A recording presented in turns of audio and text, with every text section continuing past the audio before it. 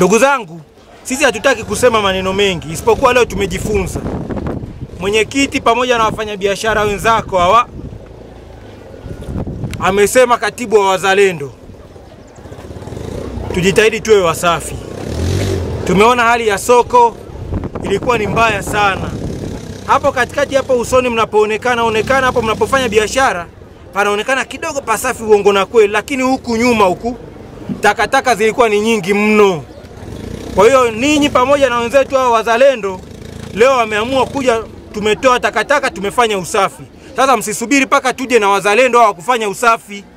Jukumu la usafi la hapa ni la kwenu ninyi wenyewe, sio la serikali wala sio la wazalendo. Sisi leo tumekuja kufanya kwa mfano. Lakini mwenyekiti, nakuomba wewe na watu wako hapa, mtendaji wa mtaa huu, shirikianeni kila Jumamosi usafi ufanyike wa nguvu kama tulivyofanya leo. Haya ni maelekezo ya serikali, usafi udumu hapa kwa sababu ninyi ndio mnauza vyakula. Msipokuwa wasafi hapa, watu wataokota hapa maradhi, watapeleka majumbani. Hatujapata magonjwa ya tumbo ya mlipuko. Hatujapata magonjwa ya tumbo ya mlipuko. Kwa tukiwa wasafi hapa hata tunapunguzia serikali mzigo wa dawa. Kwa sababu magonjwa ya mlipuko ya tumbo hayatakuwepo kama hapa sokoni tunakuwa nini? Wasafi. Kwa hiyo naombeni sana ndugu zangu, tujitahidi tuwe wasafi hapa katika mazingira yetu haya, ili pia tuipunguzie serikali mzigo wa kutibu maradhi ya tumbo kwenye zahanati zetu, kwenye vituo vyetu vya afya. Tubakiwa kule na dawa tu za kutibu magonjwa ya mengine haya. Lakini ya magonjwa ya tumbo, nyie mnatuuzia matunda hapa, matunda yawe safi, mazingira yawe safi, mboga ziwe safi, viungo viwe safi. Nimeeleweka mama zangu? Leo mheshimiwa mkuu wetu wa wilaya alikuwa ashiriki pamoja na sisi pamoja na katibu tawala wa wilaya, lakini wameshindwa kushiriki na sisi. Wanaendelea na maandalizi ya ziara ya mheshimiwa waziri mkuu ndani ya mkoa wetu wa Mwanza. Kwa hiyo salamu zenu nitazifikisha wenzetu wazalendo kwa hicho mlichokifanya hapa.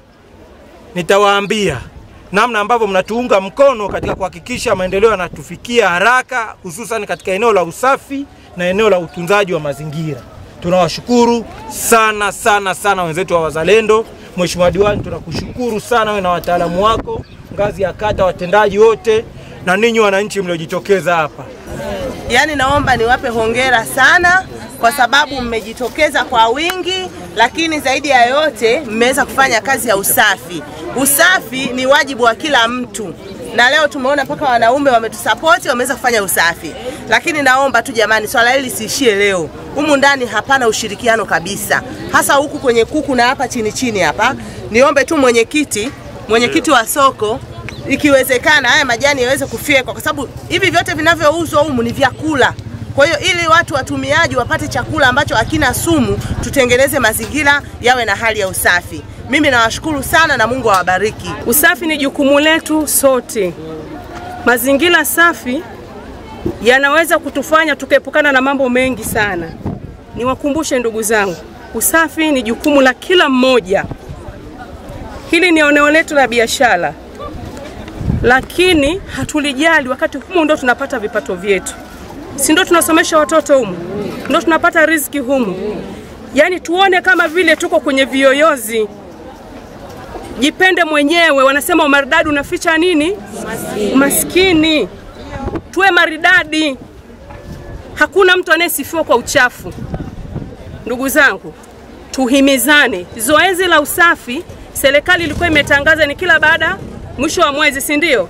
Sisi hatuna kila baada ya mwisho wa mwezi. Sijui tarehe ya mwisho wa mwezi, hapana. Jukumu la usafi ni la kila siku kwa kila binadamu. Na usafi huu uanzie majumbani. Leo tuko masokoni, lakini tutapita majumbani kwenda kuwakumbusha usafi. Mtu msafi utamuona tu hata sehemu yake ya kazi.